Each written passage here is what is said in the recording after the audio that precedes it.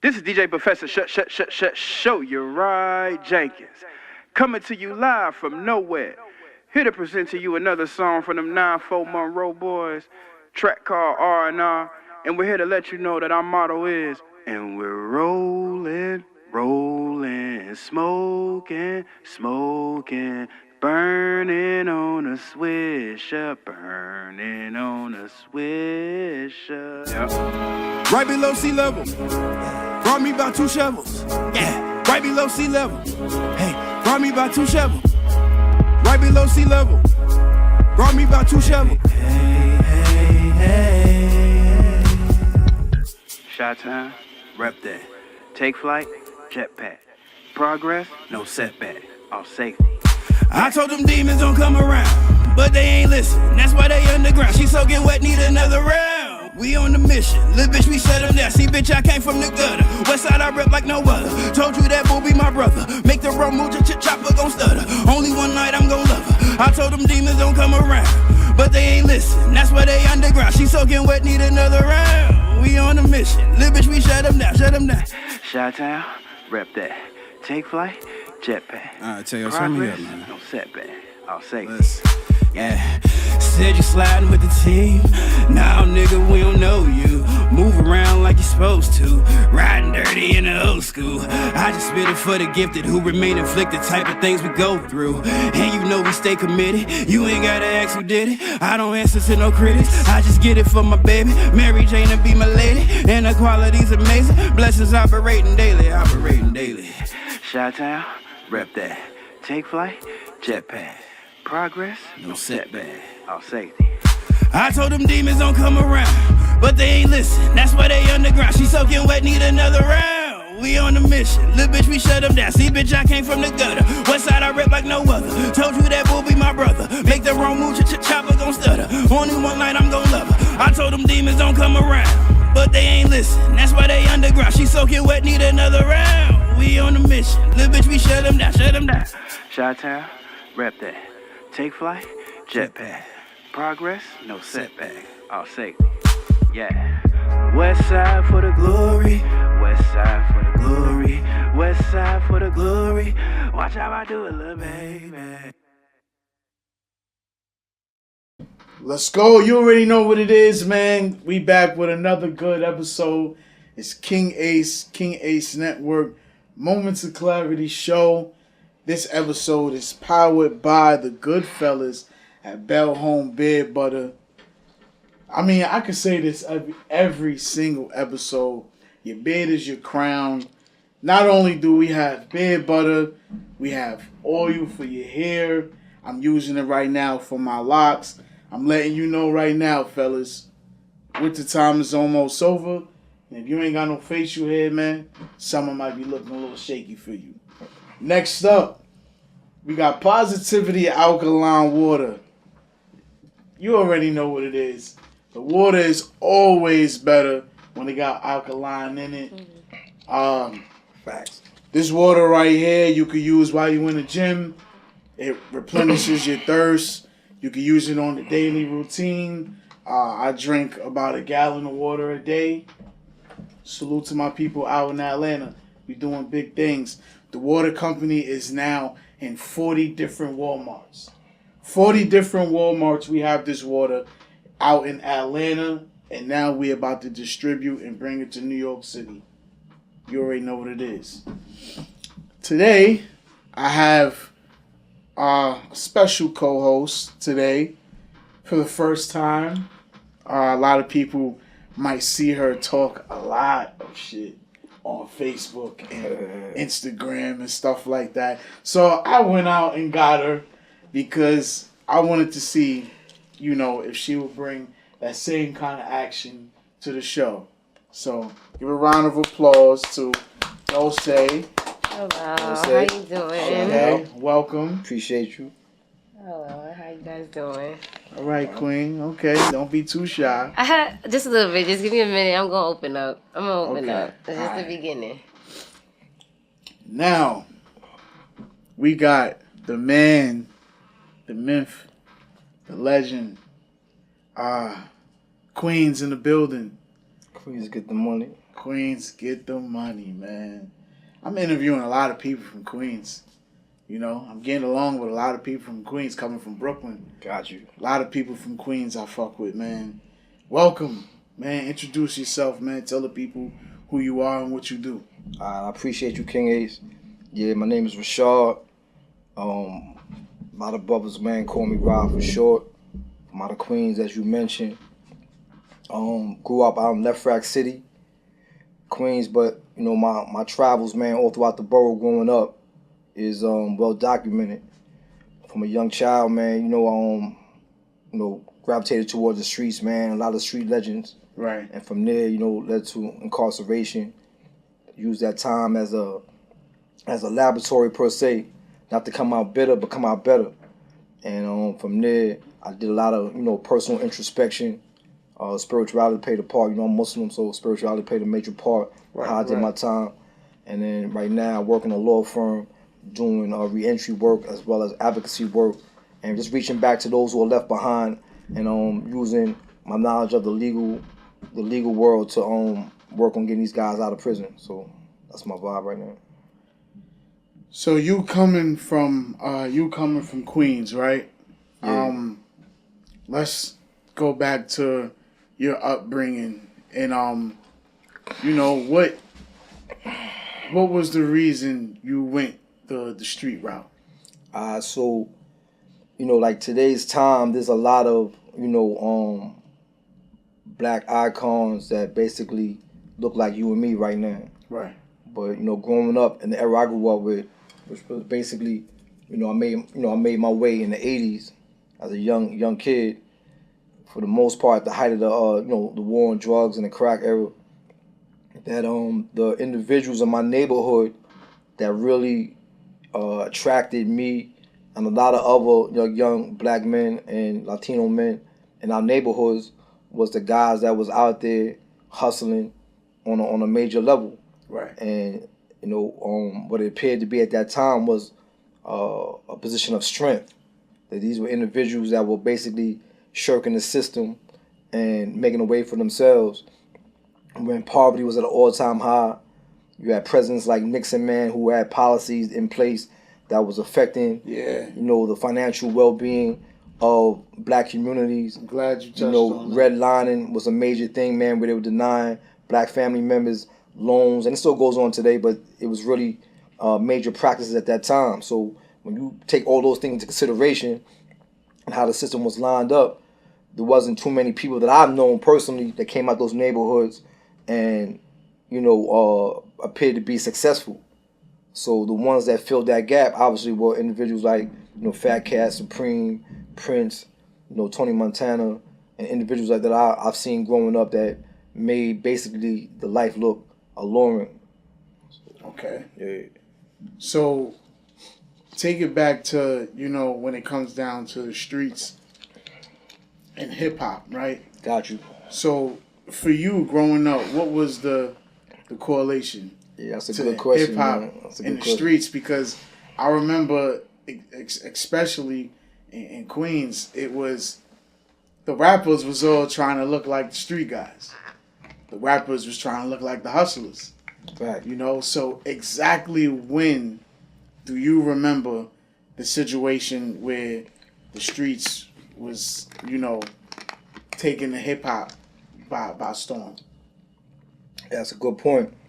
So like in today's time, right, like a lot of the young guys, teenagers, they look at the rappers and like Lil Baby and, you know, Lil Durk and everybody else, and they become the trendsetters, and everyone wants to come out and either look like the rapper or be a rapper themselves.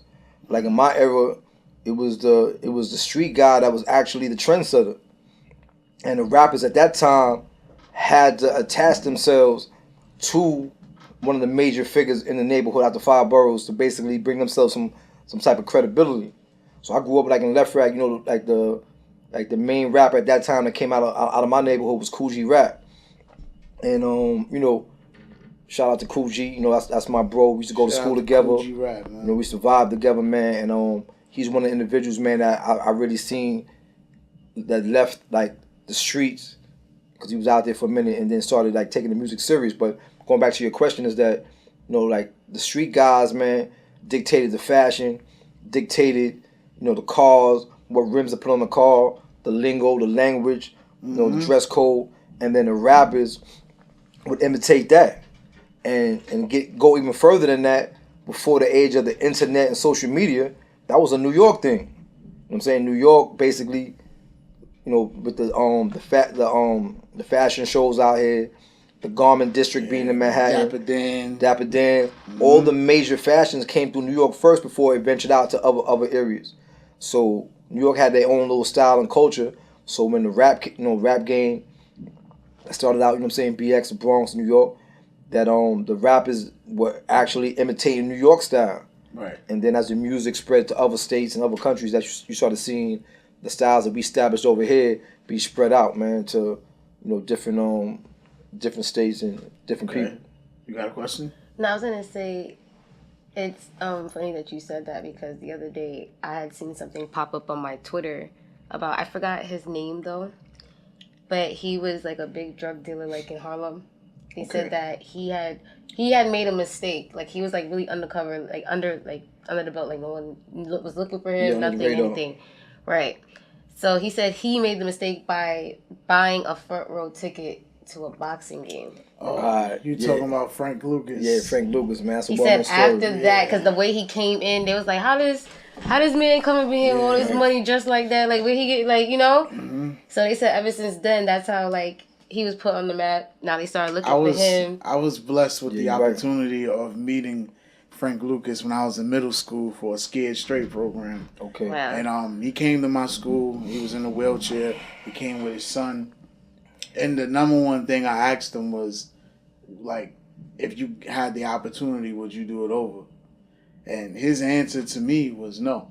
Okay. He told me that the only thing he regretted, honestly, at that time was bringing his family into business. Because he said, yeah, he did say it was the fur coat that brought him the attention, but to bring down his old organization, it was his family. His family was getting caught outside, and they was like started telling on him and being forced into, make statements and stuff like that. But that is still a true story about the fur coat. You ever seen the movie American Gangster? Yeah. That's what they said it was based on. Yeah. American Gangster was based on Frank Lucas, and one of my favorite shows on TV right now. I'm trying to get on the show. There's a lot of movies that's based on what's that one? With Forrest Whitaker. There's another one, and they said that it's Forrest Whitaker was on Bumpy Johnson. Yeah. It's another Gangster, I think it's called. It's another one. It's another one that they have too. Godfather of Harlem. Right. Bumpy Johnson. Forrest Whitaker plays Bumpy Johnson. There's another one too. They talk about I think it's Waka Flocka's uncle. They said it's his uncle. Bimmy. They have that movie. What is it called? It's a movie we all know. Damn, it's not coming to me right now. Superfly, right? No, it's not Superfly. It's another one that we know. It's about two guys. It's three of them. And then one, I think one of them is the only one that ends up alive at the end. The other two die. Paid in Full. There we go. Paid in Full is about that. They said. Paid in Full is, we jump into a lot of stories. No, because I'm just bringing back to what he said about how the influence from the streets, because also too, from what I've seen watching a lot of documentaries, especially about Bimmy, I watched his documentary. It was on Hulu, and they were saying that basically they were funding the rappers. Like they started the labels. They took their money that they were using, that they were making from the streets, and they funded a lot of the rappers' career. They started the labels. They said that's how most of the hip hop labels did start out.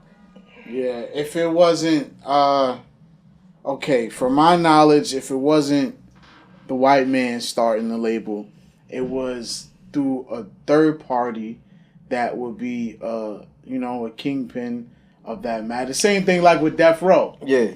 You feel me? I forgot homie's name that, basically... Talking about Harry O, yeah. Right. He basically funded Death Row in the very beginning years. But then a lot of people didn't know that. because he was still doing it from federal prison. Yeah. So he couldn't have his name attached to it like that. Yeah. But when you looked at the business paperwork, his name was on it. Yeah. So that is how a lot of labels got started. Yeah, no doubt. How a lot of And labels groups. got funded. That's right. Yeah, and even groups, because remember Eazy-E, that's how they brought him into, because he was one of the biggest drug dealers in the area, so they taught him how to rap to get him into a group. You have a relationship with Bimmy, right? I know Bimmy. I wouldn't say I got a relationship with him. You know, it's a little controversy that's going on right now that, you know, I'm not gonna really get into, but Yeah. you know, but I know his cousin KK. I think it was his nephew, matter of fact, you know, I was locked up with him. Right.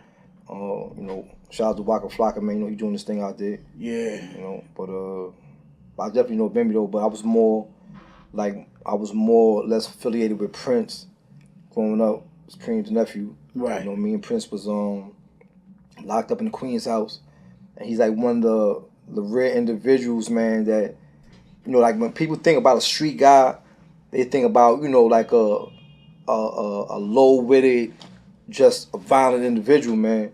But, you know, you get a chance to speak to an individual like, you know, Prince Gerald Miller. This guy was highly intelligent. You know, he a lot of the cases that he beat, man, from knowing the law himself. Mm-hmm. And, you know, he would help other people with their cases. And I've been around him, man, on a personal level to see how he move and operate. And he's just one of the individuals that, from a young age, man, I saw somebody that was an intelligent guy, man, that was, you know, in the streets. And of course, you know, at that time, we used our intelligence to master that lifestyle. Yeah. But, you know, that's the bro, man, made some major changes in his life. And, you know, he the Ock right now. From hearing his audio tapes, he does sound very, very smart, man. Sharp, intellectual, man. Definitely sharp, very sharp, very intricate with his words. Got some books out now too. Yeah. I've listened to how he sound on certain documentary tapes while they're recording him talking on the phone. Got you. And I'm be like, yo, this dude sound like a real legit businessman. Yeah. You know, even Supreme. You know, even Kenneth.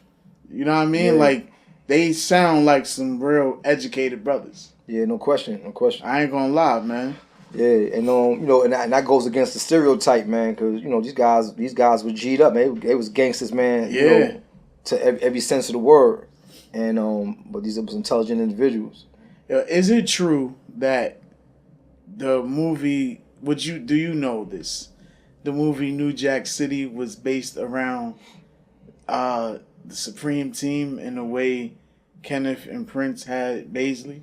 So you find, like, in a lot of those movies, man, that highlighted, like, you know, the drug dealing or hustling in New York City, a lot of those movies were like a gumbo of stories, man, that came out of our neighborhoods.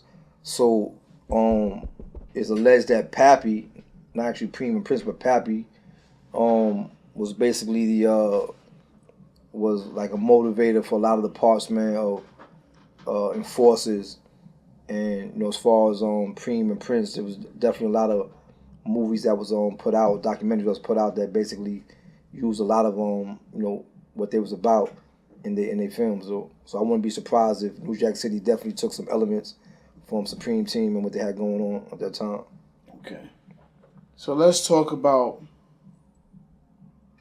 you, right? Where did it turn for you that had you in the streets, you know, and what led to you serving a 27-year bid? That's good. So, as I mentioned, you know, like part of being a young guy, and, you know, you want to be something more than what society tells you, well, you look for whatever options are available to achieve that objective. And like I said, you know, I tell guys all the time, and this is like, I hold on to this. They spend on Rikers Island over $100,000 a year to house somebody on Rikers Island. If you offer the average person who's incarcerated $100,000 to stay out of jail, they'll never go to jail. $100K. $100K you use to keep me inside a cell.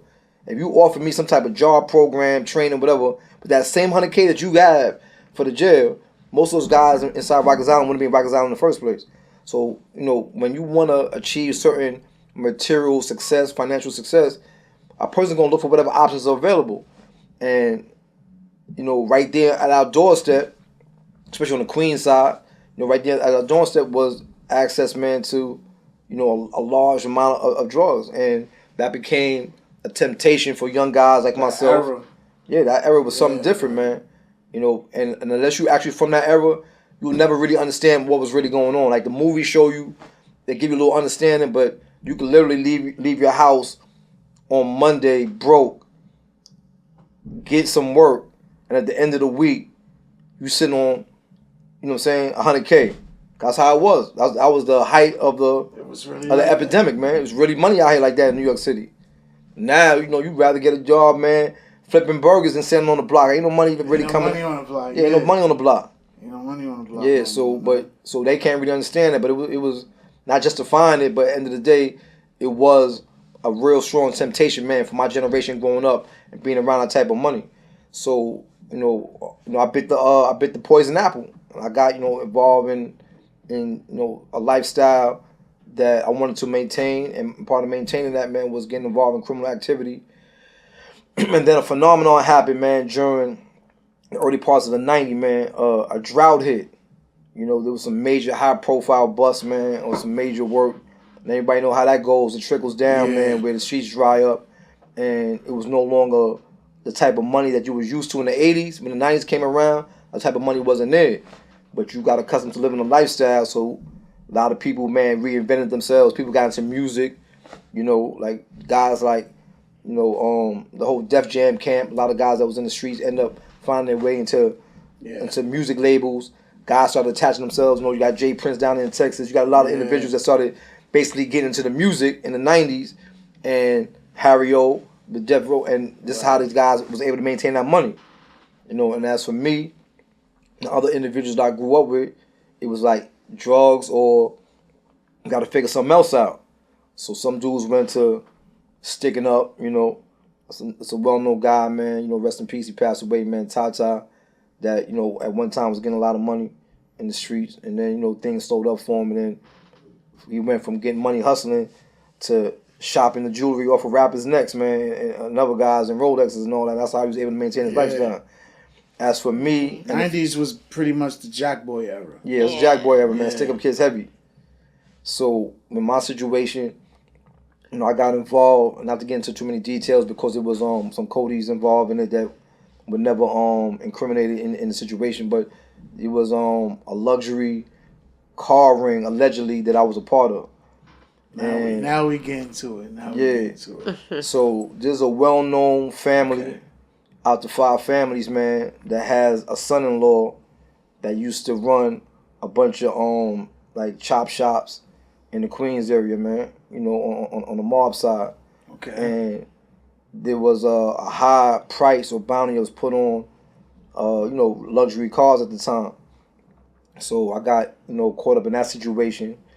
But the irony is that prior to me getting involved in this as a way to supplement drug money at the time, is that I accumulated some felonies prior to that. Got caught with a gun twice. Okay. You know, it's not how it is now. You get caught with a gun, you going upstate. Back in the 80s, you know what I'm saying, you get caught with a gun, or the early 90s, you end up doing a Rikers Island bid, 6 months, 5 years probation, which I caught twice. And then I got caught, you know, with drugs before. So my felony count was up to 3. Okay. So by the time I got caught up in this situation, I was already basically adjudicated a persistent felony offender. So are you one of the ones that was affected by the 3 strike? Absolutely. Yeah, that's what it was. So Clinton at the time signed the Truth in Sentencing bill that limited your ability to file a habeas corpus to 1 year, and also enhanced sentencing. And the federal government was basically financing states who would adopt the federal guidelines with 3 strikes you're out and enhanced sentencing. So for a crime that I might have got back in the days, I might have got at the most like 8 years in prison, I ended up getting a life bid because of my prior felonies. So I'm sitting in the penitentiary with individuals. All right, so you telling me when you got caught up, allegedly, it wasn't necessary what you got caught up for. Nah, not at all. It was just the record. Your history. Absolutely. The history. And then they just piled all of that on you and just and that's an important point to mention, because a lot of your viewers may not know that. A lot of the young guys may not realize that you caught a couple of felonies that you end up getting probation for, but that's the lineup for the major hit now. Yeah. But you want to know what? They still have something similar to that, even when I was a teenager. Because I remember the first time I ever got arrested, I went to Rikers. Not Rikers. I went to, what's it called? Bookings. Oh, Bookings, Central Bookings. Right? For a dime bag of weed. And then they tried to also say I was resisting arrest, and I did not resist arrest. It was just like 4 male cops trying to throw me on the floor, and they were not getting me on the floor. That was not happening. Yeah. You know what I mean? Like, I don't care. I'm a girl. That's not happening. You know? So, and it's like the way they were moving, it was just so weird to me, you know? Like, I'm on my way to school. How you just stop me and decide to arrest me, and I'm on my way to school? You know what I mean? You found some reason to just... And this was my 16th birthday on top of that, too. So it was just kind of weird to me, like, how they maneuvered the situation. And then I had gotten probably arrested again 2 weeks later. And the only reason why they took me and made me sit in the cell overnight is because they said that I had a charge for resisting arrest already. Yo, and King A, that's a good point that Dulce is mentioning, because like one of my felonies they use is a weed conviction, and today, right now, the local government basically says, you know what I'm saying, you get licensed, you can go ahead and open up a weed spot. Yeah. Okay, but there's another rule that you could get in trouble for, though. What is it? I had to go to court for smoking in my car. Yeah, so basically, the rules that's is where they getting people. They basically saying like they holding the weed like it's liquor. So just like you can't drink in your car and drive at the same time. Yeah. They're basically saying that you can't smoke. That's what in house. Drive. Yeah, you can carry it on you. Even if your car is off, they don't care. Like even if you're not going anywhere, they find a way. But my main point of mentioning that is that, you know, I went to jail for something that they basically green lighting right now. Yeah. And that's crazy, because when you go in these prisons, you see it. You talk to a lot of men that's in there right now that would tell you the same thing. And then this is a part of the whole, you know, what Joe Biden and Kamala Harris did as well. You know what I mean? They were a part of that campaign. Absolutely. Of you getting football numbers just for a nickel bag of crack. Yeah, and a lot of black voters, man, that always talking about push Democrat and move Democrat, man. That's what they lose sight of. Kamala Harris, man, she's known for a case in California where a black man ended up on death row. Yeah. And evidence came later on to prove that it wasn't him, and she refused to entertain the evidence. Yeah, man. But yet you on a campaign talking about, you know, you want to do prison reform. Nah, you got to start with what the message you made. Yeah, you got to clean up this mess. Yeah. You made a mess 20-something, 30-something And Biden was all part of the whole Hillary Clinton super predator, blacks being super predator mentality that was put out there, while her husband Clinton signed those laws. But guess what? A lot of our people don't know that information. Yeah, that's true. So everybody was just rushing. Oh, let me vote for Biden. Let me vote for Kamala Harris. We need to get Trump out. But then now look at what we're going. All that. It's the black women. The black women don't vote for her. That's how they get us, because they even. Yeah. It's hard for me to talk about politics, because it's like I really like get into it and I get scared about it sometimes, because it's like a statement they made with Obama too. They said Obama was like the black people's like distraction for those 8 years. Like we were so hyped about him being there that we didn't even think about what the hell's gonna happen after he's gone, and that's what they were setting up the whole time while we were happy about him being in office for those 8 years. They literally distracted us for 8 years. We were so hyped that we had an African American president that we didn't even realize that a lot of the stuff he was trying to do didn't even get passed. That's right. Within those 8 years. It was only like one thing, the healthcare. The healthcare, that's it. Other than that, his presidency was symbolic. It was just, you got a black symbol. He was just the face. Yeah. So the government really runs it anyway. So he was just the face of the country. Even now, what's going on now? We took Trump out. Like, yeah, they said Trump was so bad, but one thing they don't like about Trump, Trump is a Gemini like me, we're going to tell the truth. We're going to say what it is. Like, it doesn't even matter. And that's why, if you notice, once he got into his presidency, they started taking away certain things from him. Because, remember, those are his friends. Those were his friends from before he even decided to be a president. Even like, with the whole Trump thing. He knows a lot of their secrets. He knows a lot of things about them. So that's why they can't even, like, try to fight him sometimes. He has but they a relationship with everyone from China, Korea. You know, he had that relationship with them for a long time. Exactly. And it's just, now we're trying to get him back in office because now we realize that we got kicked, like, we got suckered. Like, look what's going on with the migrants. Man, on the King Ace podcast, man, Trump getting back in there, man. Yeah, he getting back in there. Don't stand a chance, bro. Do you see what they're doing with the migrants? Yeah. They trying their hardest to destroy Trump right now. Yeah, but they can't, because after I saw something on the news today. After that they're not, there's no coming back from that. Yeah. They're giving the migrants $10,000 on a debit card, no ID needed, no nothing. Why are you giving them our money? You're not even helping your people.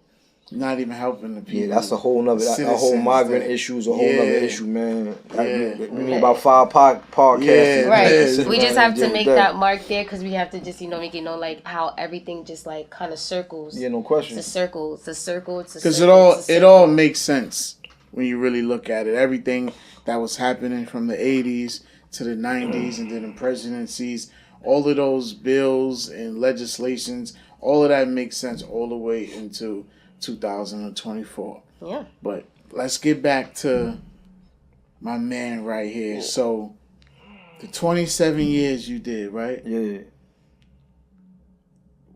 What did that do to you mentally? So, one of the things, bro, that I came to realization real early, and this really a blueprint on how you do time, man. It's a blueprint. It's not just about you being locked up, because you got people who are not locked up that are having all type of mental health issues out here in the streets. So being locked up can increase that or make the mental health issues, man, become more prevalent in your life unless you adopt certain things and you live a certain way to get past those years. And one of the things I did early when I got locked up and I came through the penitentiary, I hit the yard, I would see a lot of old guys, man, that had 60 numbers and 70 numbers. Man, they've been here since the 60s and the 70s. And they was washed up. And I saw 1 or 2 individuals that had some time in, but they were still active. They were still clear-minded. And I said, I don't want to be like those guys that was washed up. So I started paying attention on how certain guys were doing their time. So one of the things, and I've always been a spiritual person, even in the streets running around, wasn't a religious person, but I always recognized that there was something higher than me that was basically controlling what was going on in my life. So I tapped into that energy early. I ain't play any games with that. I went through the whole phase of, comparative religious studies on my own, buying books. And a lot of the old timers when I first came in would give you a lot of material to read. So, I took advantage of that and basically, got some spirituality in my life. Then on top of that, you get a workout routine and being regular with that. And working out is not just for your physical strength. It's for your mental strength. It's for the mental strength, yes, man. Sir. And studies have come out recently that show that exercising regularly has the same calming and relaxing effect on the mind that certain medications they give out do. Yeah. They won't promote that because the pharmaceutical companies are basically eating off of handing out pills all day. We get a high from working out. Yeah, you get a high, exactly. That's right. Oxytocin and all that. Yeah, so you get a little high off of working out. So working out, religion, man, studying, and keeping around solid individuals. And, individuals that was proactive, guys that were fighting their cases, guys that were staying on top of the politics that was going on in the world, staying in tune. And a lot of other guys dived into reading a lot of novels, while I was gravitating to reading factual books, whether it was autobiographies, whether it was reading almanacs, but it was all fact-based. I didn't want to get lost in somebody else's story. I know Stephen King is getting money off his books, but I didn't want to get lost in that.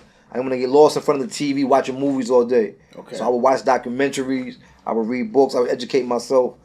sign up for college programs. Every spot I went in that had college, I would sign up for that. All right, so, because 27 is a long number. Yeah. So, did you have that mindset when you first got in? Or did it take you some time to develop that? You know, were you at a point where in the very beginning you was wilding out? You know, or did you just go straight in and just be like, yo, this is it, this is my number, and I'm staying to myself? Or did it take you some time to actually learn that discipline? Yeah, so my wilding out times, right, was basically Rikers Island, where you running around, you fighting your case. And Rikers Island is a real violent spot, so you had to, like, catch on quick. And a lot of my wilding out, man, was during that era. But my wilding out, and I say this term lightly because the administration called it wilding out, but a lot of my wilding out in the upstate in the penitentiary came on me going against the administration.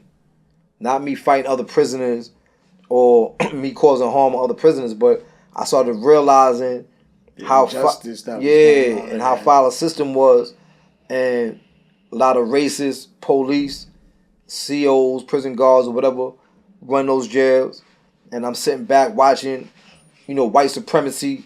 I got a front row seat of white supremacy. Yeah.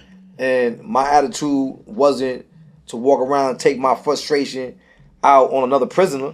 That's just like somebody going to work and the boss violates you and you go home and smack your wife and kick the dog in the behind. Like, nah, that's misplaced anger. Yeah. So I wanted to bring the energy to where it was coming from. So me going back and forth to the box, solitary confinement, had a lot with me doing activities that was going against or trying to disrupt what the administration was doing inside prison. Do you think that you would have found that discipline if you hadn't went to jail? And that's the silver lining of a dark cloud. Like, as much as, me and my comrades talk about this all the time, like, as much as, we hated the prison life and what we had to go through, and this has just to do with prison, but it has to do with anything in life, any calamities or hardships, that they say pressure either butts pipes or it makes diamonds. So if you got pressure inside the plumbing, it can bust a pipe and you have a leak. That's a destroyed situation. And then the carbon inside of a cave goes under pressure. By the time we find it and break that carbon open, you got a diamond. We put it inside jewelry and, it's worth something. It's valuable. So the pressure in prison can break you down, which I saw a lot of individuals. 27 years is a lot of time. I see individuals that started the bid with me, and by the time we got to the midway part, they was already gone.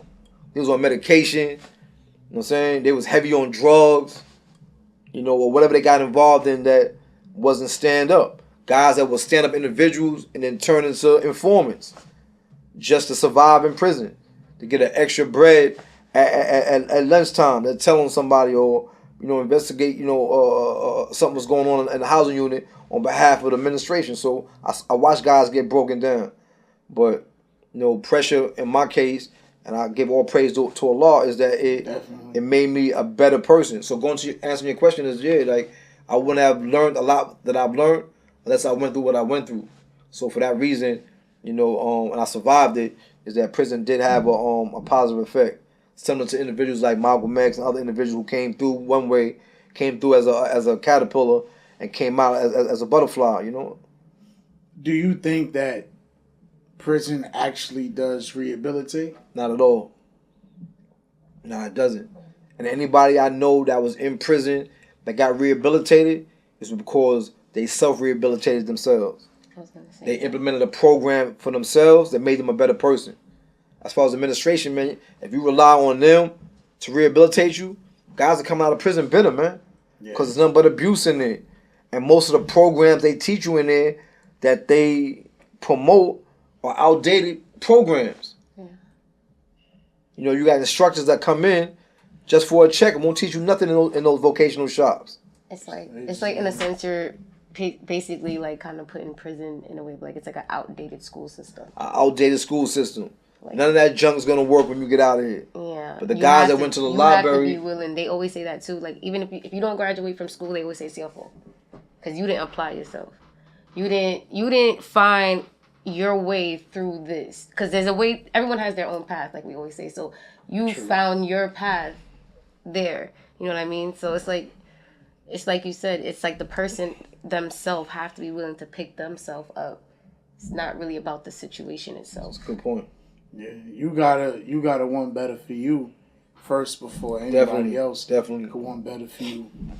So with all that time, you know, can you speak on what was like one of the worst experiences you ever had to endure within that long so you know, there's a whole lot. You can imagine in 27 years how much, you know, hardships and ups and downs, man. Yeah. Sometimes I look back, I was like, man, wow. Even stuff that probably didn't have nothing to do with you. And that's my answer to your question. Like the hardest time, not the hardest time, but like the most difficult situation for me to deal with at one time was when 2 racist prison guards came to my cell for a quote-unquote routine cell search. And after searching the cell for like 15 minutes, they came out with a knife the size of your arm. I said, this belongs to you. Put your hands behind your back, handcuffed me, and took me to the box. Now, that wasn't mine.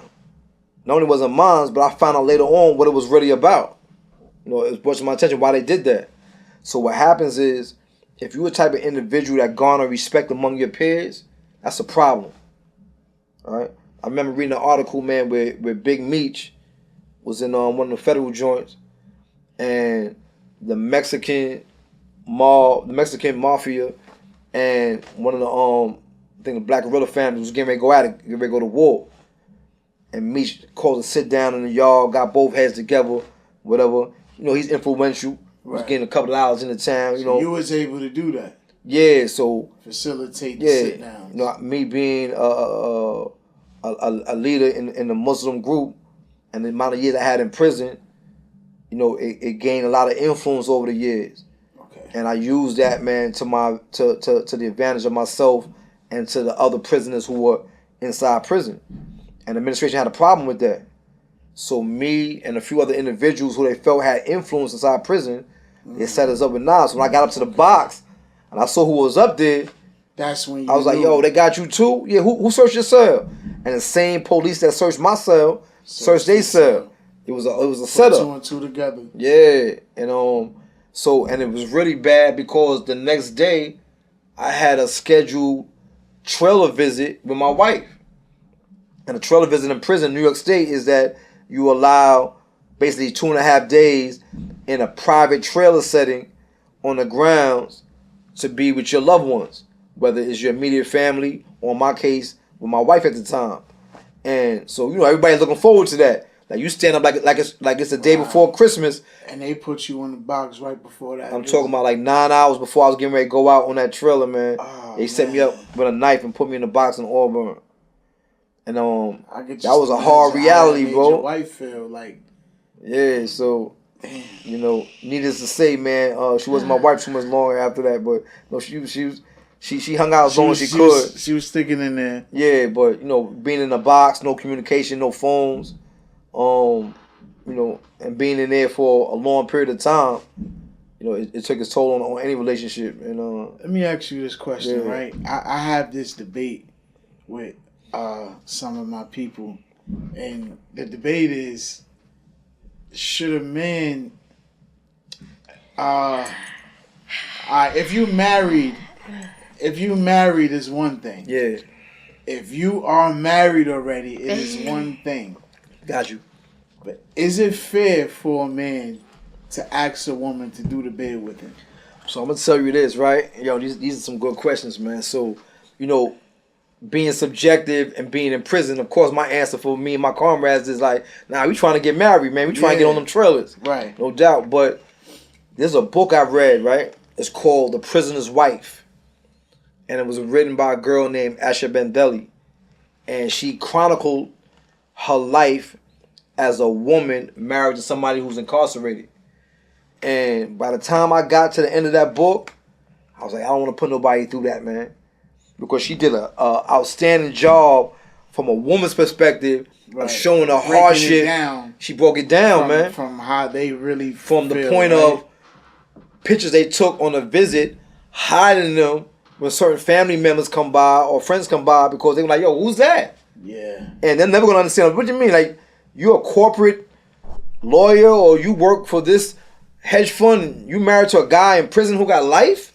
Doesn't make any sense. Yeah. So she would hide her pictures from certain family members when they come in, put them in the drawer.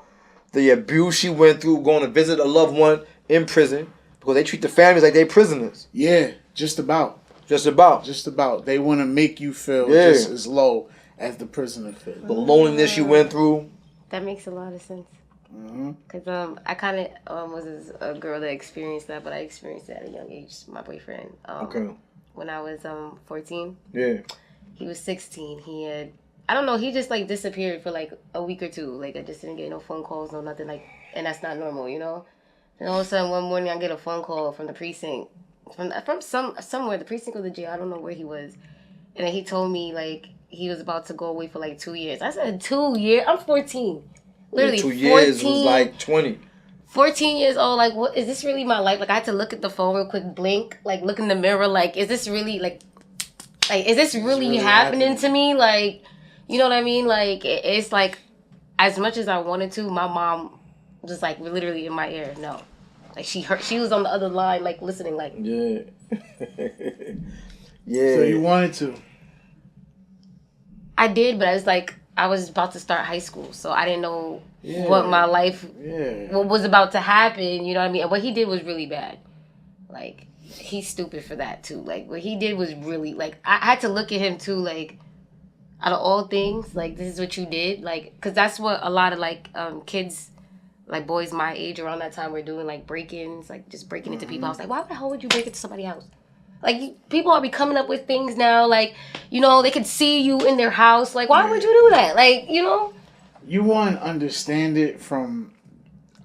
his point of view. I could kind of understand it from his point of view, but still, like, still. I asked that question, you know, I've never done, you know, I've never done any prison bids. Which is a good thing. Right. Yeah, forget what they're telling you in the hood. That's a good thing. You feel me? You know what I mean? I don't even get caught up in all that subjectory talk. Yeah. You feel me? But, man, I ain't gonna lie. I slept with a lot of women who had guys that was behind the wall. And, you know, I would like, be okay. Like, I wasn't that kind of guy that'd be like, nah, man, like, don't write him back. Don't interact with him, you know, because of me having a lot of people that was in there. Yeah. And I had to learn, you know, from having close friends do bids and then having my moms do a bid. Yeah. You know, and I didn't know how important it was to write people back. I didn't know how important it was to answer that phone call. So a life-saving call or letter. You feel me? That'll save somebody's life. I didn't know how that was. Yeah. You know, like, they really, really take it personal. Yeah. And I understand that now, being an adult. You know, I regret not writing my mom's back on letters, not picking up the phone call. Yeah. You know, because who knows? I mean, I know what my mom's was going through doing the bid and stuff like that. And, you know, just hearing my voice and picking up the phone or smelling my scent through that letter. That's right. Writing a letter through a hard day. Would have got her through some of the stuff that she had to end all of that, you know? That's another thing I got to add, man, as far as, like, the support I had from my family was crucial, man, in getting by, man. Like, they didn't miss a beat. And I watched guys that was getting some money in the streets, but their family ties were shaky. When they got locked up, they went from being kingpins to relying on a porter job that's paying them $9 in 14 days.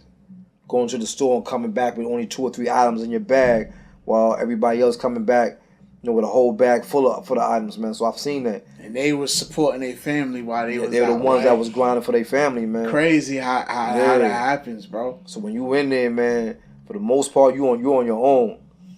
So that's something for us to keep in mind when we out here in these streets, we moving around. Shorty that's with you right now, female, whatever, 9 times out of 10, she's not going to be around, bro. Yeah. She's not going to be around. Realistically speaking, she's not going to be around. Yeah. And if she's not your wife, or if y'all not engaged, it may be a bit unfair for you to ask her to stick around. Yeah, and I'm going to keep it, everybody knows, guys who did time like me, like we know, on one hand, how many women we saw start the bid with somebody and ended it. And those women are like historic. They're like the Harriet Tubmans of the prison system, man. They started the bid and they ended the bid and they never missed a beat. So every time you go on a visit, she's there. Anytime you went on the trailer, they was coming in on the trailer right next to you. Like, wow, you on your third wife. Or you ain't got no wife. Your mom's is coming on the trailer now just to spend some time with you. And you still see the same couple going out over those years, man. And salute to those women, man, who did that time with their men. But they're few and far in between. For the most part, guys started their bid 2-3 years. Shorty try to hold on, but by the time you get into the meat of your bid, it's over. It's over. I never got a chance to visit my mom when she was doing her bid because she was locked up in another state. Okay. But when my father was in jail, I would go see him when I was younger and stuff like that. Both of my parents come from the streets. My mom, my father, they all was like street savvy and stuff like that. And I learned a lot of knowledge being around my parents. No doubt. And stuff like that. It definitely, even though I've made mistakes, and I've played in the streets and stuff like that, it kind of gave me up one a little bit to know not to make certain mistakes. Yeah. You know what I mean? Because they would preach to me over and over, like, don't do what I did. If I can't make you not choose this life or do this, at least do it in a different way than I did so you don't get caught up like I did. I come from the era of parents and grandparents where they'd be like, hey, look, if you're going to do some ish, do it here at home. Don't be outside crashing out, That's right. wilding That's out, right. doing stuff. Yeah. If you're going to do your dirt, do it home. Yeah. Well, you going to smoke, do it here. Yeah, you safe at. Yeah. Yeah, they ain't had it in my era. Yeah. My era, you had to hit them streets to smoke. Yeah. Smoking my mom's house. Facts. Yeah, I had to go outside. Yeah, it wasn't having that. But I get it though. So with your relationship with people coming from Queens, how were you with the Supreme team before you did your bid? So with Supreme himself, and stand-up dude, man, Free Supreme, definitely. Free Supreme. I didn't have the chance because of the time he was locked up. He caught a major case in the 80s, and he went away. And by the time he got the reversal and came back down, I was already going up top for a bid. So I didn't really get a chance to vibe with him other than me seeing him in passing and me knowing about, or what was brought to my attention about certain moves he was made. But his nephew Prince, after Preem went away, Prince basically took over what Preem had laid out there, and I got a chance to vibe with him. And not too long ago, I spoke to Prince on the phone.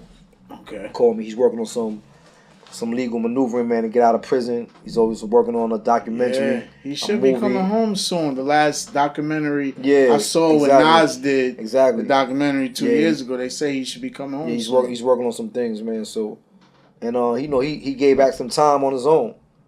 Like he fought his way into the courts again and gave back some time. So, hopefully, man, we see bro. Yeah, hopefully. I'm trying to get that interview to happen, man. Yeah, we might work on that though. Yeah. A question I have for you though is, he said you were in Queens a lot. So you ever had like a run-in with 50? Yeah. So 50 is from like a younger generation than me, but the dudes he ran with, E Money Bags, Troy. These are individuals that I know. At the time he was called Boo Boo, and he was known for the younger crowd, but he wasn't in my generation. But the guy that he was basically, I won't say looking up to, but the guy that really had his generation on lock was a young kid named E Money Bags, fly kid, smooth. He ended up getting into a situation with Supreme later on, and he's one of the alleged murders that Supreme has been charged with in jail, killing E Money Bags and Troy allegedly. Right. But but in any event, that's the individual that I know well, E Money Bags, but not 50. Was me and him never really crossed paths to my knowledge. What is your take on? I mean, it's years later. Yeah. But what's your take on the, I guess, situation between 50 and Preem? So, like, dudes don't know, like, in prison, bro, like, half the jail was divided between, it's like, you was asking, like, who's better, LeBron or Michael Jordan? Like, that'll divide a room immediately, that topic. So in prison, there was a lot of, opinions on what was going on between Supreme and 50. With me, right, personally, Supreme is someone that has a proven track record of moving and operating a certain way. Right. And this is not because I can hear the criticism, this is not me sitting here advocating for a criminal lifestyle. That's not what I'm saying. What I'm saying is, based on the cards that he was dealt growing up, and how he took, his intellect and made that into a profitable situation for him, and then was tested with some real test and stood firm. Whether you agree with his lifestyle or not, you have to admire the strength of character that he had to face those challenges. He was facing the death penalty. And Preem, you better believe, Supreme knows enough things that's going on in the neighborhoods to get out of prison. Right. He got a bunch of unsolved crimes that he probably can get some, but he stood firm and was accountable for the choices that he made and did his time. So me being from Queens, I'm gonna get into little Queens Brooklyn dynamics as well. So me being from Queens, a young guy, those traits, not saying him hustling and selling drugs, but the traits of getting involved in something and being accountable and dealing with the consequences of that, those were admirable qualities inside a man that I grew up watching. To mention this is that everybody knows, like, growing up in my era, like, Brooklyn was the Bush kids, man. Especially on Rikers Island. We went to Rikers Island and you landed in a Brooklyn house. I seen stick-up kids from Brooklyn get stuck up inside the Brooklyn bullpen going to court. Yeah. They was on it. So this was something that's well known. That's a fact. So me being a young dude coming out of Queens, getting locked up in the 80s, landing in a Brooklyn house, and I never took no L, but I was fighting every day, though. I was fighting for those Bo Jackson sneakers I had on. I was fighting, man, to get my little time on the phone during those times, man, when I was 16, 17 years old going through Rikers Island. So Brooklyn dudes had it on lock, no doubt about it. But I watched something took place, man, that I never forgot, and this is why guys like Supreme and them hold a part of my heart that's near and dear that a lot of the young generations don't understand. Okay. Is that Brooklyn dudes ran the houses inside Rikers Island until dudes like Supreme Team and dudes started getting arrested. When them dudes got arrested, they brought a new dynamics. Brooklyn kids wasn't ready for these type of individuals. Okay. Because these dudes was black mob. Yeah. This wasn't about you showing me up in a housing unit and then you good. You violate me, you gonna get a bad call in the morning. Yeah. Somebody's gonna be missing in your family. Right. Yeah, these guys are mobbed up. So me being a young dude, when I went to Rikers Island and going through some hardships at a young age, and then when I got caught with another gun later on, and I got a little age on me, and I came through, and guys, you know what I'm saying, Prince and them dudes was in C-74 and all that, the dynamics for Queens changed. Queens was in the building then. It wasn't none of that. And you know what I'm saying, they was basically holding it down, and dudes knew their repertoire. Dudes knew you get into a beef with them, However, it ends in that housing unit, it's not going to end there. So it was back down. It was back down season. It was back down season. So me being a part of the before and after picture, I'm always going to salute the comrades, man, the four founders, man, of the Queens movement, man. So, you know, I got a lot of respect for Preem, Prince, and all these individuals, man, who came through the hell and there. Now, as far as 50 Cent, you know, I salute his business acumen. This guy took the street hustle and used the same tenacity, the same vibe he got in the streets and made a business out of that. Jay-Z, the same thing. Hustling Marcy out of town, and now he's still on the Forbes list as being a billionaire. The difference between Preem and 50 is that some of the codes that I learned growing up in my era under Preem and them was missed by 50's generation, man. So there were certain things that was done that had old school dudes looking at 50 Cent a certain way. You know what I'm saying? And not that I'm saying he a rat. Was it the Ghetto Quran song? The Ghetto Quran, like the rule is this, bro. Like it's right now, like there's guys I want to mention right now, but their hands are still dirty. So I'm not gonna mention them in my story because I don't want to bring any undue attention to what they got going on. Right. I'm not a part of that, but I got knowledge of it. Right. And you know, so my point is, you know, I don't want to get involved in that. So when you mention, you know, what Preem is doing, and Preem allegedly at that time still had his hands dirty, I'm not gonna call 50 a rap for that, but I'm saying it's not a good look though.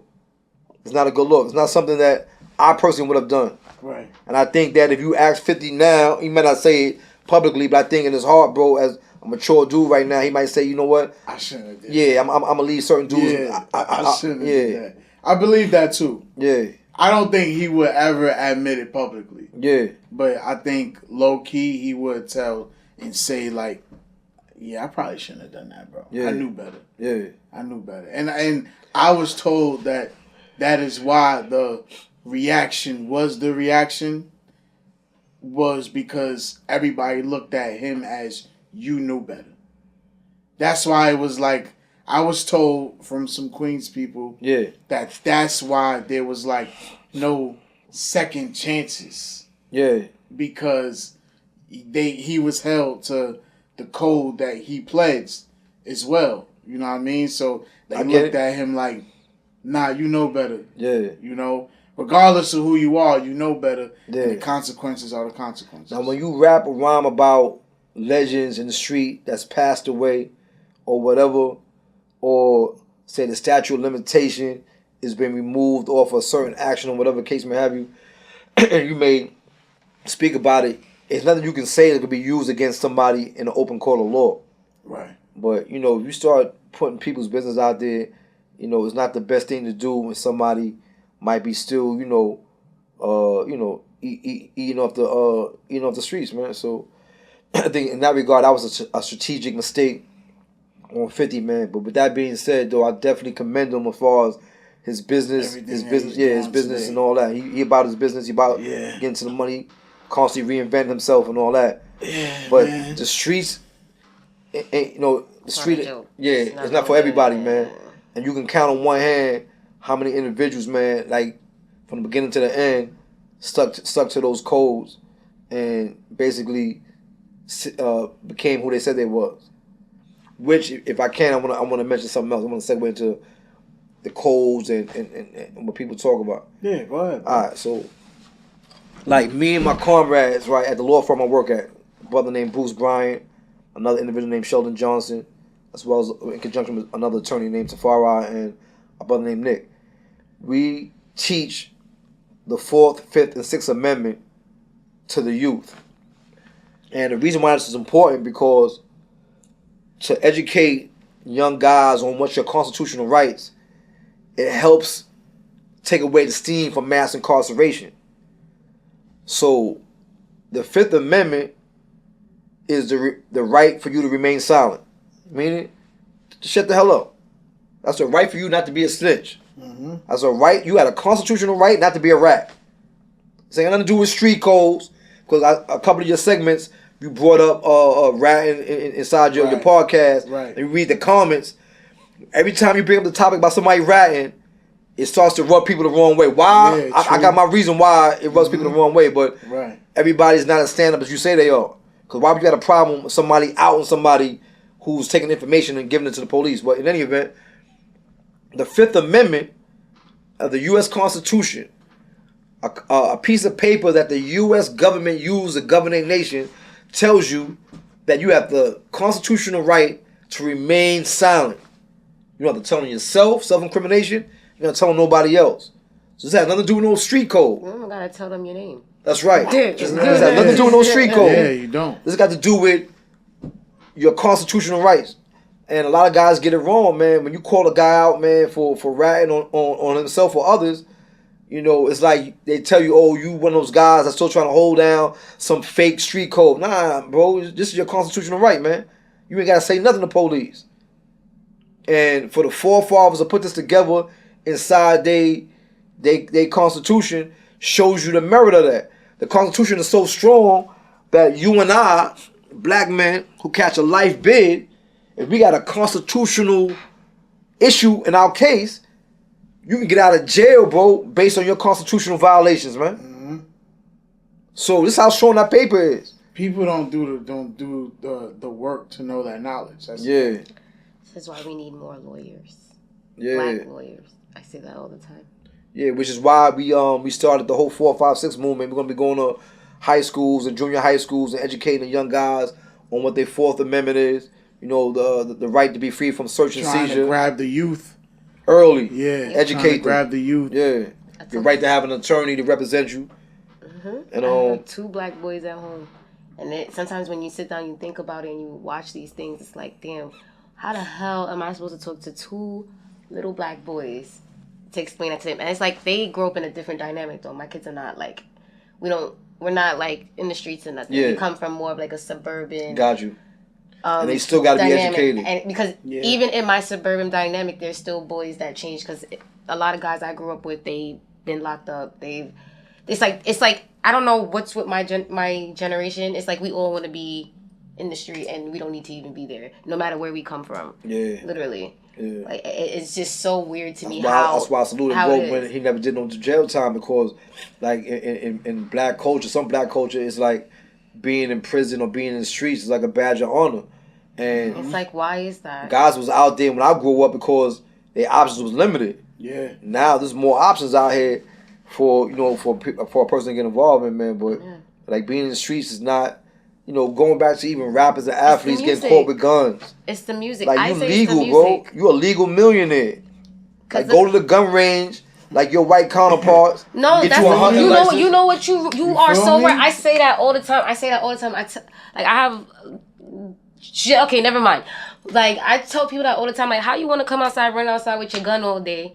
You feel me? But you don't want to go sign up for the military. You go do all of that and get paid for it. What's wrong with you? I could talk about it because you know what I mean. I'm licensed, so I walk around with mine. And I go to the gun range with mine. That's strength, because bro. I'm licensed. That's strength. You feel me? That's strength right there. It's like you picking and choosing the lifestyle. Like you picking what part of the lifestyle you want to live and what part of the lifestyle you don't want to live. If it's not for you, it's not for you. Stop pretending it's for you. Because obviously it's not. Because if you really could do all of that, you wouldn't have no problem joining the military. Do that there. Go do what they, stuff like that. Like, you know what I mean? Like, and that's part of my message, man, today coming in here is that like what we think strength is not strength. Strength is not being on the streets, man, trying to claim to be, you know what I'm saying, you banging, you gang banging and think that's strength. Strength is when your family's hungry and you can go in a bank with your credit score and get a loan. That's strength right there. Yeah. Strength is when you can hold that hammer and when police pull you over, you bring out your credentials and say, yeah, I'm licensed to carry. That's strength. And that's how society, especially white America, strengthened themselves, man. And even the Jewish community, they came to America and they integrated themselves into the fabric of American society. Yep. And now they walking around, they got strength. So our idea of strength is posing in a jail picture with man muscles, right? And a 50-pound man is telling you to lock in at night. That's not strength. Strength is taking care of your family. Strength is taking care of yourself and using the rules and regulations in society to empower yourself. So you a licensed gun carrier, that's strength. not only that, distinguishing between right and wrong literally is a strength within itself because it's so easy to choose the wrong thing. It literally and don't is. hit them streets because it's fashionable. It's not a fashion. Yeah, you got to be out there. Then I understand. I was there. Coffin is not a fashion. But like, I want to say something to you though, sure. Dulcie. So, you said that you're raising 2 boys, right? And you're saying that they're suburban. I would say, yeah, like a lot of comments I get from my friends and stuff is like, "Oh, you raising white kids," and it's like, I'm raising white kids. Like, what is that supposed to mean? Like, so. I was having this conversation a few episodes ago, and my man Rossi was basically stating that even when you take your children and you move out of the neighborhood, he was saying that just because you're not raising them in that rough neighborhood, and just because you're raising them in a suburban area, don't teach them about that neighborhood. Don't have them oblivious to that neighborhood because eventually they're going to need that knowledge. No, of course. Of course. You know, because a lot of us want to, my son is 5, about to be 6. And of course, one of mine is 2. I'm glad that he is very intellectual and smart and advanced for his age, you know, and they want to skip him and stuff like that. And the same thing with my younger brother. Now, I may be cut from a different cloth. Yeah. Right? So my parents are cut from a different cloth. Yeah. You know? So my parents had me at 14, 15. So that's why our relationship is like this, because they only 14, 15 years old. I ain't too far apart as far as generations. So our generations are like right here. My mom listened to Wu-Tang, I listen to Wu-Tang. Got you. My father liked Cameron, I like Cameron. You feel me? We are very much similar. But the younger generations, for my younger brother and my son, we're not raising them, you know, to be a part of the gangster culture. You know, we're raising them to be scholars and stuff like that. But I'm not going to not teach my son about what's out there, the gangs. That's right. So it's a balance. You know, it's a balance.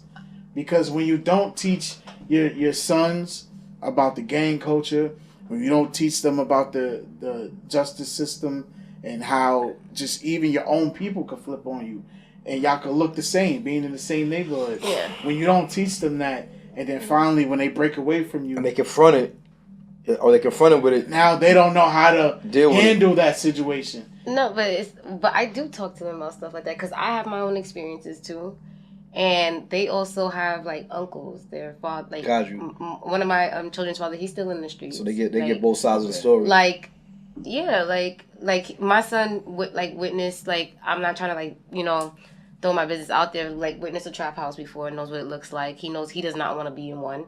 He sits there, he looks, he's like, I don't want to live in something like this. I don't want to be in something like, he doesn't even like weed smoke. He'll sit there. I know some kids are not like they'll change, but it's like he has already, like, a certain personality within him.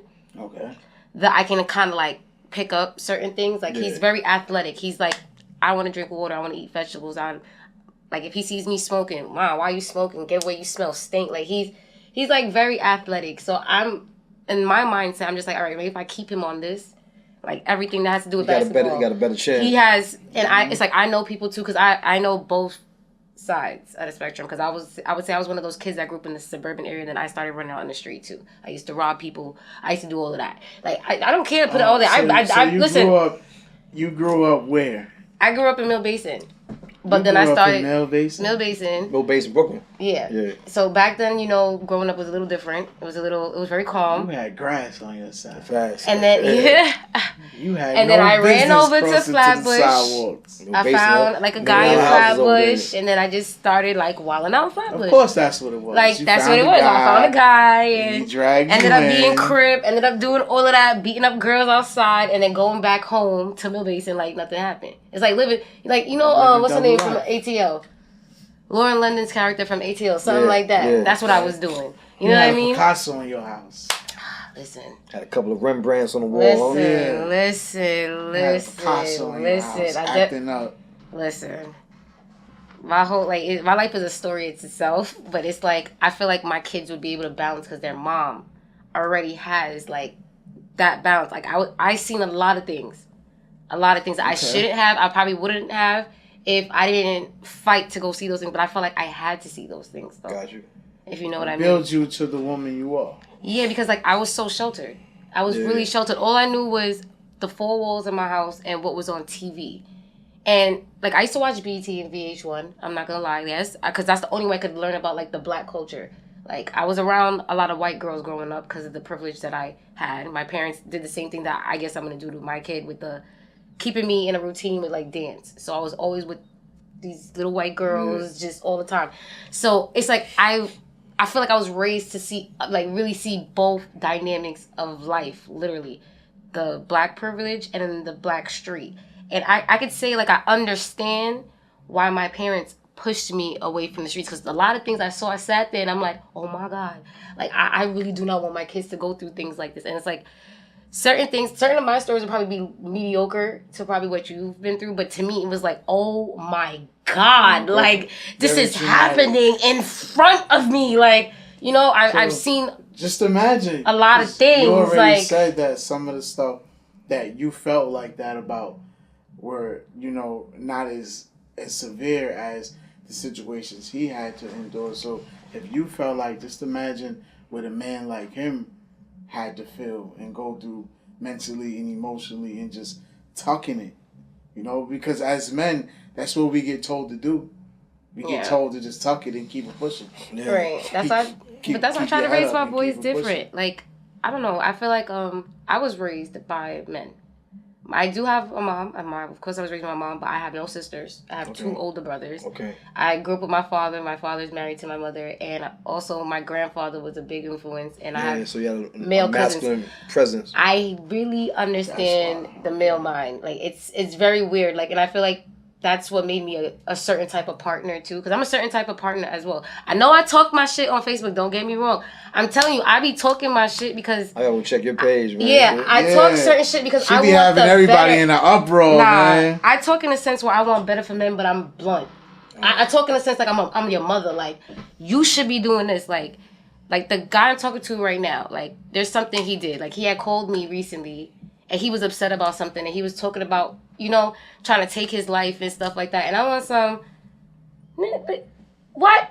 Like, you going through something and that's going to make you want to take your life. And I'm like, I'm speaking life into him. Like, yo, you know how valuable you are?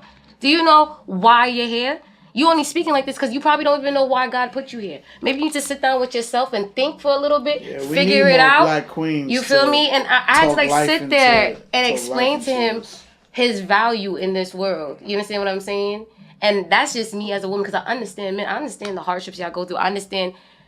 I really understand a lot, but it's sometimes you guys can get a little selfish with it, though. You feel me? Because sometimes a woman could do stuff like that, try to be there for your mental, your physical, but then it's like you forget that I'm trying to be there for you, and you think that I'm supposed to just constantly do this. Like, you forget about, sometimes men forget about the woman's emotions with it, too. You know what I mean? I was told that before, so yeah. I get where you're going with it. But it's like, I really do understand. Like, it is hard. How much of this do you think this has to do with the drill culture? What, as far as what? The music? I know drill culture. I'm saying, as far as the senseless young murders and the unnecessary drill beef. You know, like, do you really think that if drill beef was stopped today, that a lot of this nonsense would stop? Now, I wouldn't go as far as saying that, but, you know, I would be remiss if I didn't acknowledge that how, like, you know, music influences culture. So, you know, it can have a positive influence or a negative influence, you know. Like, in my era, when dudes was in the streets, and, you know, even guys that was gangsters and G'd up in the streets, there was still a moral fiber that existed at that time. So if you was out drinking or smoking, somebody's moms was walking down the block, But yo, go Miss Johnson right here. We'll put the beer away or put the liquor away, whatever. Be respectful when she walks by. I'm glad you touched on Yeah, that. you know, that goes about codes. Yeah, it was certain things that just codes. Yeah, you wasn't just talking down to an older lady or older guy, man, in the neighborhoods, bro. Like, you know, there was a level of respect for parents and things of this nature.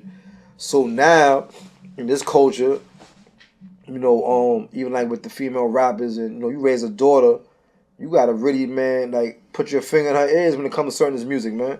Yeah. You got what's homegirl, Sexy Red or whatever.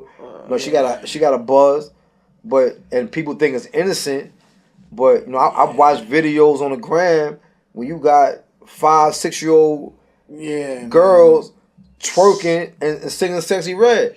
I got a problem with that. Yeah, I got a You know what I'm saying? I got a problem. And I grew up in the music industry. I grew up around rappers when, you know what I'm saying? I've been, you know, Nori's like comrade, you know, G rapping them close. I saw him at the 50th anniversary at the Garden. I was backstage with him, man, you know, vibing with him and all that, man. I grew up in the music. But Sexy Red lyrics and her concepts, man, being promoted to young black girls, that's a problem, man. That's a problem. There's nothing good gonna come out of that. It's nothing good. It started from the City Girls, because even when City Girls came out, I used to be standing there like this. All my friends is dancing, and I'm just like, do y'all hear what they're saying? Like, are you listening? Like, y'all just sitting here dancing. Are you listening? Yeah. You know what I mean? And I would be the one sitting there really like. And it desensitized them now, man. So, you know, like, that's why a lot of girls, they fear game, bro, because they've been raised up in a culture, man, where not to respect themselves, man. Not to honor themselves, so. Music is really it's pivotal right now. Yeah. Because when you really do think about it, like, think about, like, when we were younger, like, in the early 2000s, like, everybody was, like, in love. Like, when you really like, think about it.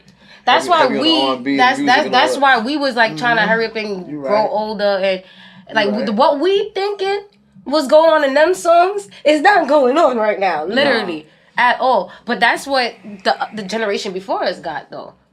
They definitely did. Their music really spoke differently. It wasn't all that hardcore rap shit. No one was really like even when you listen to Jadakiss and all them, they talking about the streets, but it's like in an influential manner. With a message attached it was to always influential, because I love Jada. I love Jadakiss. Like, I really do. Like, I could sit down and listen to Jadakiss all day. You feel me? And when you really listen to his music, he's telling his story, but at the same time, like, when you listen to the chorus is basically, like, giving you that feeling of, damn, I don't like this shit. Like, especially in the song Why Long and Not Gonna Get Back. Like, he's telling you what he did. But at the same time, in the chorus, it's telling you, but I wish it's like he's trying to tell you he wish his life wasn't like that, though. Yeah, so to answer your question with the whole drill music and all drill that, is doing too much. Yeah, like, you know, ain't no balance in that right now, man. And that's what the kids is jacking, man. You know, they're jacking, you know, lean, Percocets, and Molly's. You know, this was being pushed heavy on that. There's a meme, and I sent it to my brother. It's a meme that says, "My generation's the one that sold the drugs. Y'all the generation on the drugs." Yeah. You know, heavy on the N word, heavy on the B word. Yeah. You know, so you had, when I grew up, you had a couple of rappers that was shocked the system they had that, but you had other rappers that would push back with good lyrics, but with a message, man. You know, from Rakim era, even Biggie and Pac, man. These dudes was popular icons, man, and you could still find a message in a lot of their music. Jay-Z, man, you know, one of the top selling artists right now. He'll balance it out and school you, you know, in one of his music, the difference between a lady and a bee, you know, and he broke down the dynamics, you know what I'm saying? So how you feel about Pop Smoke? Pop Smoke's a lyrical dude, you know what I'm saying? He got a good buzz. I like Pop Smoke. I got a chance to listen to some of his interviews. He was really a smart guy, man. He was a Muslim too. Yeah, right. He comes from a Muslim family, man. That's right. Yeah. And it's actually, he had a janazah. He had a Muslim burial when he passed, man. He was definitely on Muslim time. He used to come to my masjid. Okay. Yeah. He made a bad mistake, you know, that IG Live, you know. Yeah. And his address popped up, and dudes knew the area on the Cali side and ran down on him, whatever. And he lost his life. But how you felt about his music? I mean, I like some of his music, you know, and my point, you know, going back to the drill music, going back to Pop Smoke or whatever, is like, even though music has an influence on people, or movies have an influence on people, like how you educate your kids, and going back to what you were saying about showing them both sides and having those conversations with them, that really makes the difference, bro. It does. So you can have all the music in the world out there in society that's negative, but if you schooling your son and schooling your daughter, you educating them, and they basically picking up game from you, and they learn it and they understand it, then 9 times out of 10, a lot of those negative influences are bounced right off of them because they got something else to go by other than what's been being promoted on the media. And then going to the whole nefarious side of the music industry, we know that a lot of these white labels are picking and choosing what music they release and promote in our neighborhood. So you think this drill rap just came out of nowhere? Nah, we know what that's about. Yeah, this was planned. Started from Bobby Shmurda. Yeah, you know what that's about. They already made an example of him, and that's what everybody's afraid of right now, because they're saying that he told on himself in his music. So, but there's a lot of rappers who have kind of told on them. The right against self-incrimination, man. There's a lot of rappers over the years who have told on themselves, and they may not look at it like that. Yeah. But listening to the music, you could definitely.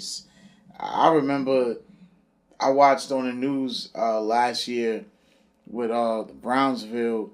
The detective said that they did a 6-month indictment, and they said this was the fastest indictment they ever did in New York City because all they did for 6 months was use the IG Live videos and the drill songs.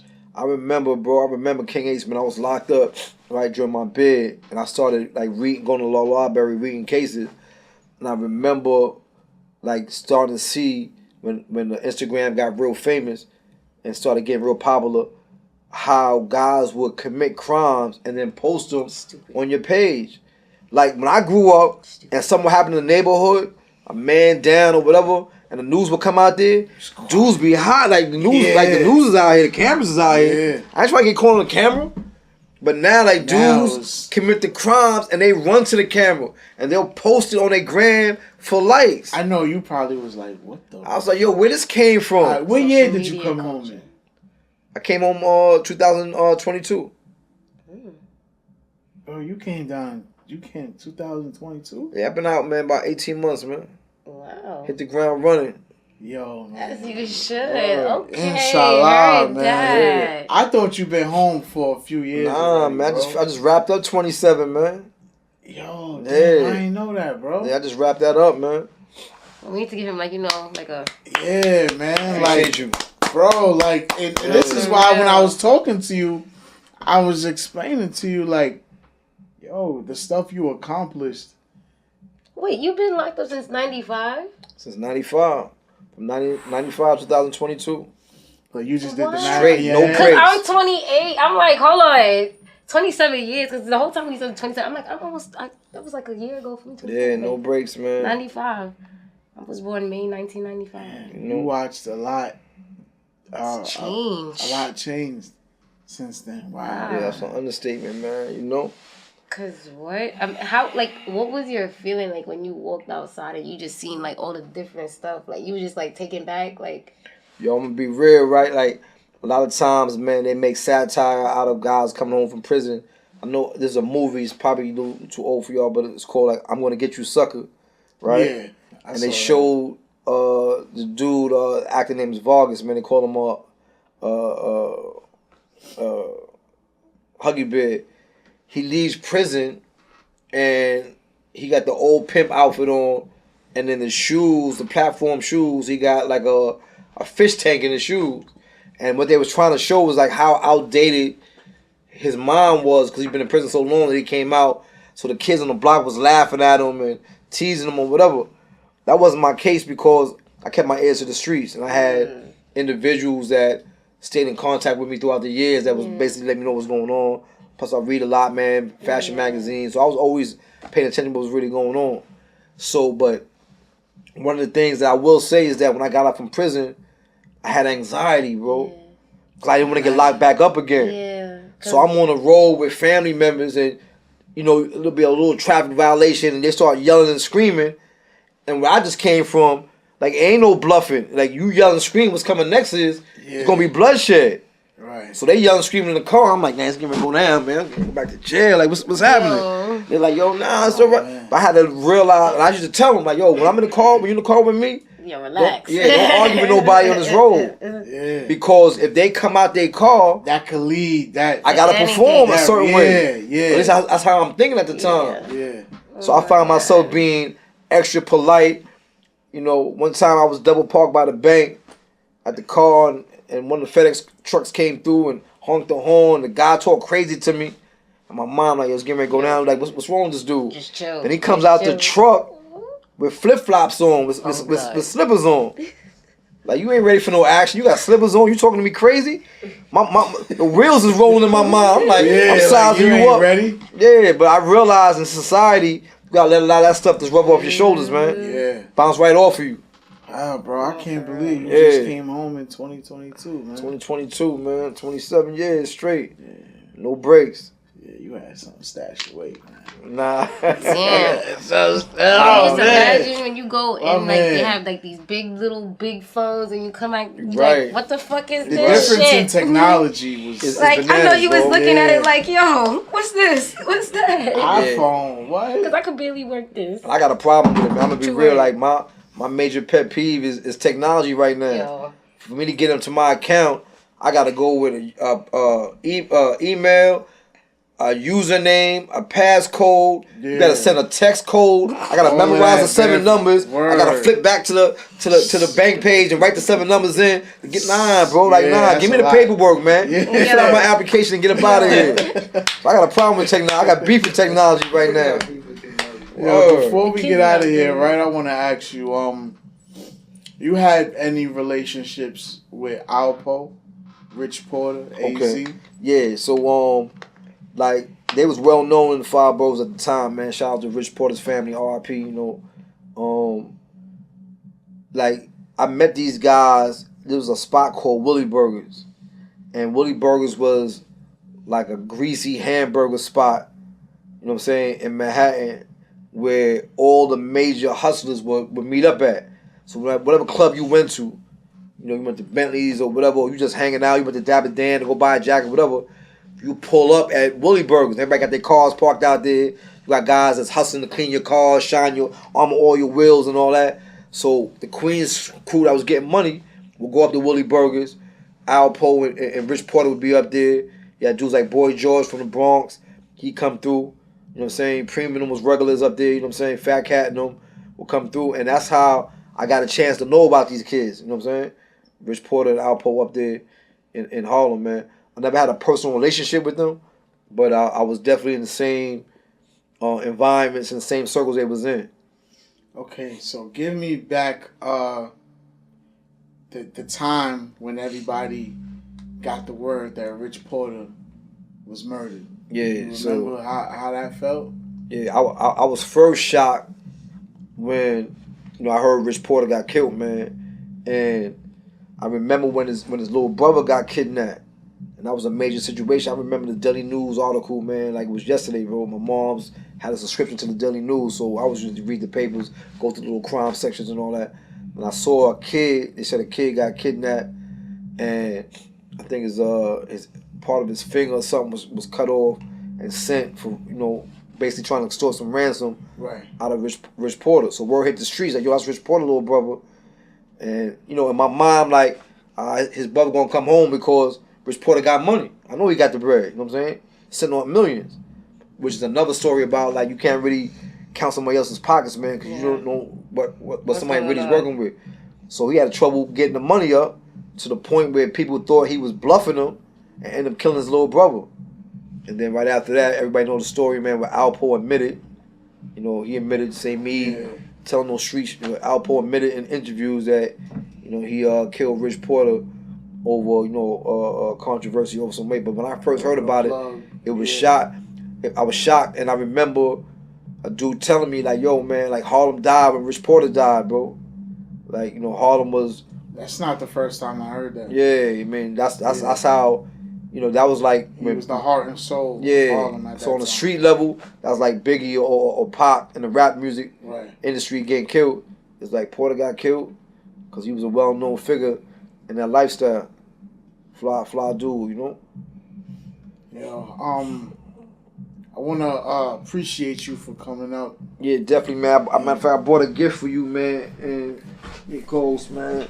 It's a company right here. It's Black Sea Oil Gummies. Black Sea Oil Gummies. Oh, thank you. Yeah, my family put these together. Oh, this was the business you told me about, yeah, right? exactly, man. Yeah, Shout out to following Stack him 5 on Instagram. Yeah, You know, he pushed him, man. Wallow 267, man. Also had it on his show. Oh yeah, we definitely gonna have this up here. Just about keeping your immune system up. It's Black Sea Oil, elderberry. So Oh, my kids could take it too. yeah, exactly. Yeah. It's kid friendly. I take. Get to the whole flu season, man. No flu. I need to take this now then, yeah, because I got I'ma something take going these. on right here. Like I'm gonna make sure I got a Take case these. coming to you too, King Ace. Okay, You know what I'm yeah, saying? definitely. We Yeah. gonna talk because Maybe I sponsor one of your segments, man. this is definitely something that I'm getting into right here. Of course, I want to shout out Positivity Water. Positivity Alkaline Water. Yes. You can wash the gummies down with the water. definitely. This was a real good episode. Thank you for coming. I appreciate Shout you having outs me. to Positivity Alkaline Water, Definitely. 4K Clip Films, Bell Home Bed Butter, the platform Record with Rayo. We out, man. All right.